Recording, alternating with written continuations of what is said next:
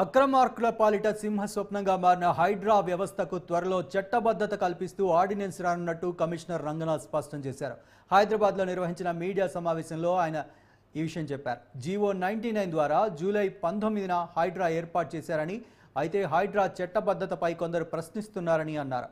ప్రస్తుత హైడ్రా వ్యవస్థ చట్టబద్ధమైందేనని, కార్యనిర్వాహక తీర్మానం ద్వారానే ఏర్పాటు చేశారన్నారు.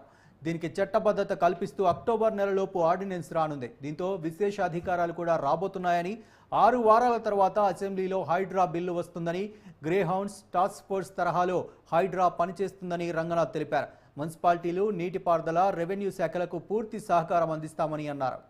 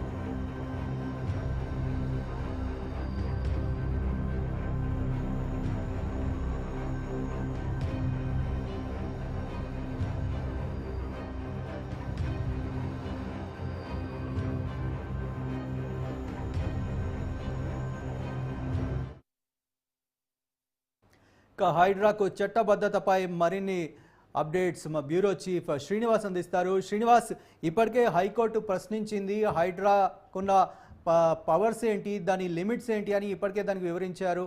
ఇప్పుడు కొత్తగా చట్టబద్ధత అనే అంశం తెర మీదకి వచ్చింది. దీని వివరాలు ఏంటి? చట్టబద్ధత వల్ల హైడ్రాకు వచ్చే స్పెషల్ పవర్స్ ఏమైనా ఉన్నాయా?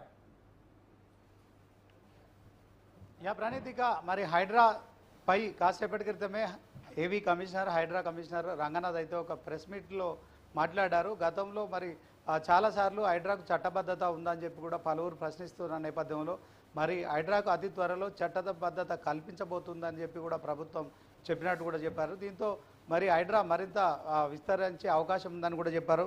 ముఖ్యంగా జూలై 29న హైడ్రా ఏర్పాటు చేశారు. దీంట్లో ఇక చట్టబద్ధత విషయంలో ప్రభుత్వం కూడా మరొకసారి కూడా క్యాబినెట్లో చర్చించే అవకాశం ఉంది. శాసన సభలో కూడా దీనిపై చట్టం చేస్తారని కూడా చెప్పారు. దాంతో అక్టోబర్లో ఇది పూర్తి స్థాయిలో మరి హైడ్రా అయితే విస్తరించనుంది.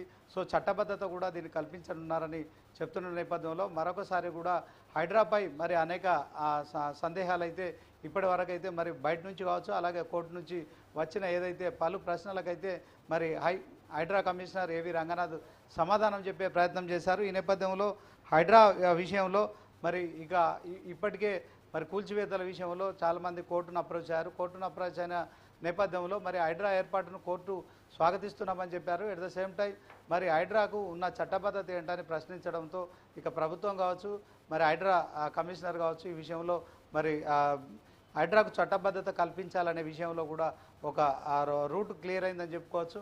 మొత్తానికి అక్టోబర్లో పూర్తి స్థాయిలో అంటే మరొక 6 నెలల లోపే ఇక శాసనసభ సమావేశాలు జరగనున్నాయి. ఈ నెల 20న కూడా కేబినెట్ భేటీ కూడా కాబోతోంది. ఈ నేపథ్యంలో పలు కీలక అంశాలపై కూడా కేబినెట్ భేటీలో చర్చించి ఒక నిర్ణయం తీసుకునే అవకాశం ఉంది. ముఖ్యంగా మరి కేబినెట్ భేటీ 20వ తేదీన సమావేశమవుతున్న నేపథ్యంలో హైడ్రాన్ అయితే కీలకంగా చర్చించే అవకాశం ఉంది. ఇప్పటికే మరి చాలామంది కోర్టులను ఆశ్రయిస్తున్నారు. సో కోర్టులకు కూడా హైడ్రా అప్రోచ్ అయ్యే విధంగా కూడా మరి కోర్టు కేసుల విషయంలో కూడా పరిష్కారం తీసుకునే త్వరితగతిన పరిష్కారం తీసుకునే విషయంలో కావచ్చు, చట్టబద్ధత కల్పించే విషయంలో మాత్రం ఒక క్లియరెన్స్ వస్తుందని కూడా మరి ఏవి రంగనాథ్ చెప్పడం మనం అయితే గమనించాలి. శ్రీనివాస్, ఆర్డినెన్స్ తీసుకొస్తాము అని అంటున్నారు. అయితే హైడ్రా చట్టబద్ధత కల్పించాలంటే విధి విధానాలు తయారు చేయాలి, దాన్ని అసెంబ్లీలో పెట్టాలి, దాని మీద చర్చ జరగాలి, ఆ తర్వాత చట్టం అవుతుంది. అఫ్కోర్స్ ఈలోపు ఆర్డినెన్స్ తీసుకొస్తాము అంటున్నారు, కానీ ఆర్డినెన్స్ తీసుకొచ్చినా మళ్ళీ దాన్ని చట్టంగా మార్చాల్సి ఉంటుంది. అయితే విధి విధానాలు ఇప్పటికే కోర్టుకు కొన్ని వివరించారు. సో ఇంకా విధి విధానాలు ఏమైనా ఒక క్యాబినెట్ సబ్ కమిటీ కానీ లేకపోతే ఒక బాడీ ఏర్పాటు చేసి చర్చలు జరిపి ఒక విధి విధానాలు ఖరారు చేసే అవకాశం ఏమైనా ఉందా, లేకపోతే ఆల్రెడీ దీనికి విధి విధానాలు ఆల్రెడీ ఉన్నాయా? ఖచ్చితంగా ఇప్పటికే సుప్రీంకోర్టు అయితే మరి ఏదైతే బఫర్ జోన్ కావచ్చు, FTL పరిధిలో నిర్మించిన నిర్మాణాలన్నీ కూడా కూల్చివేయాలనే ఒక నిబంధన ఉంది. సుప్రీంకోర్టు తీర్పు కూడా ఉన్న నేపథ్యంలో మరి హైడ్రాకు ఒక రకంగా చెప్పాలంటే కొంత చట్టబద్ధత ఉన్నట్టే. కానీ రాష్ట్ర ప్రభుత్వం తీసుకొచ్చిన ఈ హైడ్రా విషయంలో మరి హైడ్రా వ్యవస్థల విషయంలో కావచ్చు, తర్వాత అధికారాల విషయంలో కావచ్చు, కూల్చివేతల విషయంలో కావచ్చు, ఉన్న చట్టబద్ధతపై కూడా మరొకసారి మరి ఇక ఏవి రంగనాథ్ అయితే కీలక వ్యాఖ్యలు చేశారు. సో ముందుగా కేబినెట్ భేటీలో ఈ యొక్క అంశంపై 20వ తేదీన మరి హైడ్రాకు చట్టబద్ధత కల్పించాలనే తీర్మానం చేయనున్నారు. తర్వాత ఇదే తీర్మానాన్ని అసెంబ్లీలో ప్రవేశపెట్టి మరి హైడ్రాకు చట్టబద్ధత కల్పించనున్నారు. సో ఈలోపు ప్రభుత్వం అయితే హైడ్రా విషయంలో విధి విధానాలు ఖరారు చేసే అవకాశం ఉంది. అయితే ముందుగా సుప్రీంకోర్టు ఇప్పటికే తీర్పు వెలువరించింది. ఏదైతే మరి FTL పరిధిలో కావచ్చు, బఫర్ జోన్ పరిధిలో కావచ్చు, 111 జీవో పరిధిలో కావచ్చు, నాలాలను ఆక్రమించి కట్టే విషయంలో కావచ్చు ఉపేక్షించాల్సిన అవసరం లేదు, నిర్దాక్షిణ్యంగా కూల్చివేయాలనే నిబంధనలు ఉన్న నేపథ్యంలో కొంత ఇప్పటి వరకు అయితే హైడ్రా దూకుడుగా వెళ్తోంది.